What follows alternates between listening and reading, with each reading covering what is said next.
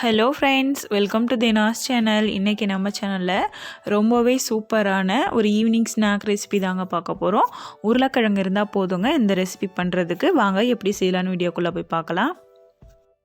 இப்போ அதுக்கு ஒரு 4 உருளைக்கிழங்கு இந்த மாதிரி தோல் சீவிட்டு எடுத்து வச்சுருக்காங்க. இப்போ அதை இந்த மாதிரி நம்ம கட் பண்ணி எடுத்துக்கலாங்க. நீல வாக்கில் கொஞ்சம் மெலிசாவே கட் பண்ணிக்கோங்க. இதே மாதிரி இப்போ நான் கட் பண்ணிட்டேன் பாருங்கள். இந்த அளவுக்கு இருந்தால் போதுங்க. இப்போ இதை நம்ம குட்டி குட்டியாக கட் பண்ண போகிறோங்க. இதே மாதிரி கட் பண்ணிக்கோங்க. கொஞ்சம் மெலிசாவே கட் பண்ணிக்கோங்க, ஏன்னா இது நம்ம பொரிக்கிறப்ப நல்லா கிறிஸ்பியாக கிடைக்கும். அதுக்காக தான் இந்த மாதிரி மெலிசாக கட் பண்ணிக்கிறோம். இதே மாதிரி கட் பண்ணி எடுத்துக்கலாங்க 4 உருளைக்கிழங்கையும். இப்போ பாருங்கள், 4 உருளைக்கிழங்கையும் இதே மாதிரி நான் கட் பண்ணி எடுத்துட்டேன்.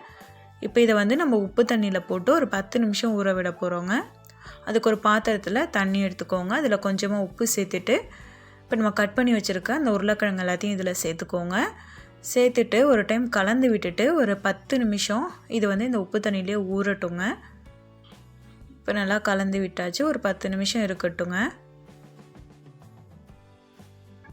இப்போ ஒரு 10 நிமிஷம் ஆயிடுச்சு. இதை நம்ம ஃபில்டர் பண்ணிடலாங்க.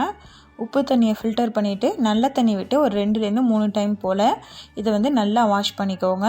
வாஷ் பண்ணிவிட்டு தண்ணிலாம் எதுவுமே இல்லாமல் இந்த உருளைக்கிழங்கு இந்த மாதிரி ஃபில்டர் பண்ணி ஒரு பவுலில் சேர்த்துக்கலாங்க. இப்போ இது கூட ஒரு 1/2 டீஸ்பூன் போல் பெப்பர் பவுடர் சேர்த்துக்கோங்க. 1/2 டீஸ்பூன் போல் சீரகத்தூள்,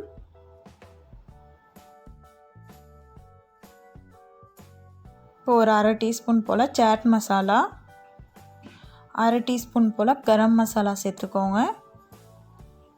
1 டீஸ்பூன் மிளகாய்த்தூள்,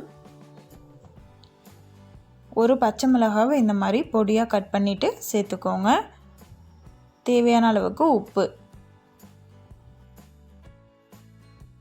இப்போ இது கூட 2 டேபிள் ஸ்பூன் அளவுக்கு சோள மாவு சேர்த்துக்கோங்க. கார்ன்ஃப்ளவர் 2 டேபிள் ஸ்பூன் அளவுக்கு அரிசி மாவு. இது எல்லாத்தையும் சேர்த்துட்டு ஃபுல்லாக மிக்ஸ் பண்ணி விட்டுருங்க. இது கூட தண்ணி எதுவும் சேர்க்க வேண்டாங்க. உருளைக்கிழங்குல கொஞ்சம் ஈரப்பதம் இருக்கும், அதுவே போதும். இந்த மாதிரி நல்லா கலந்து எடுத்து வச்சுக்கலாங்க. இப்போ இதை நம்ம எண்ணெயில் போட்டு பொரிக்க போகிறோம். இப்போ அதுக்கு ஒரு கடாயில் எண்ணெய் சேர்த்து சுட வச்சுக்கோங்க. அது நல்லா சூடானதுக்கப்புறமா நம்ம உருளைக்கிழங்கெல்லாம் இதில் சேர்த்துட்டு பொரிச்சிக்கலாங்க. ஹை ஃப்ளேமில் வச்சு தாங்க இதை நம்ம பொரிச்சிக்கணும். அப்போ தான் நமக்கு கிறிஸ்பியாக கிடைக்கும். நம்ம சேர்த்ததும் இந்த மாதிரி பபிள்ஸாக வருங்க. பபிள்ஸ் எல்லாமே அடங்கினதும் நம்ம எடுத்துடலாங்க. வெந்துருச்சுன்னு அர்த்தம். ஒரு 2லேருந்து 3 நிமிஷம் ஹை ஃப்ளேமில் வச்சு இதை நம்ம பொரித்து எடுத்துக்கலாங்க. இப்போ ஓரளவுக்கு பபிள்ஸ் எல்லாமே அடங்கிடுச்சு. இந்த மாதிரி கலரும் சேஞ்ச் ஆகி வருங்க. இப்போ பாருங்கள், நல்லா வெந்துருச்சு. கலர்லாம் நல்லா மாறி சூப்பராக வந்திருக்கு. இப்போ இதை நம்ம வெளியில் எடுத்துடலாங்க. அடுத்த பேட்சும் இதே மாதிரி போட்டு பொரித்து எடுத்துக்கலாங்க.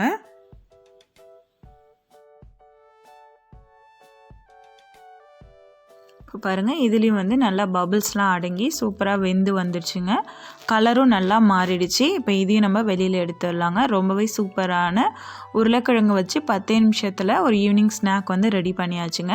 இப்போ இது கூட இன்னும் கொஞ்சம் ஸ்பைசஸாக உங்களுக்கு வேணும் அப்படின்னா இதில் ஒரு 1/2 டீஸ்பூன் மிளகாய்த்தூளும் 1/2 டீஸ்பூன் சாட் மசாலாவையும் சேர்த்து மிக்ஸ் பண்ணி விட்டுக்கோங்க. ரொம்பவே சூப்பரான பொட்டேட்டோ குர்குரே ரெடி ஆகிடுச்சு. இதே மாதிரி இதே மெத்தடில் நீங்களும் உங்கள் வீட்டில் ட்ரை பண்ணி பாருங்கள். ட்ரை பண்ணிவிட்டு உங்களுடைய ஃபீட்பேக்ஸை எனக்கு கமெண்ட் செக்ஷனில் கமெண்ட் பண்ணுங்கள். இந்த வீடியோ பிடிச்சிருந்தால் லைக் பண்ணி ஷேர் பண்ணுங்கள். மறக்காமல் நம்ம சேனலை புதுசாக பார்க்குறீங்கன்னா சப்ஸ்கிரைப் பண்ணிக்கோங்க. Thank you friends.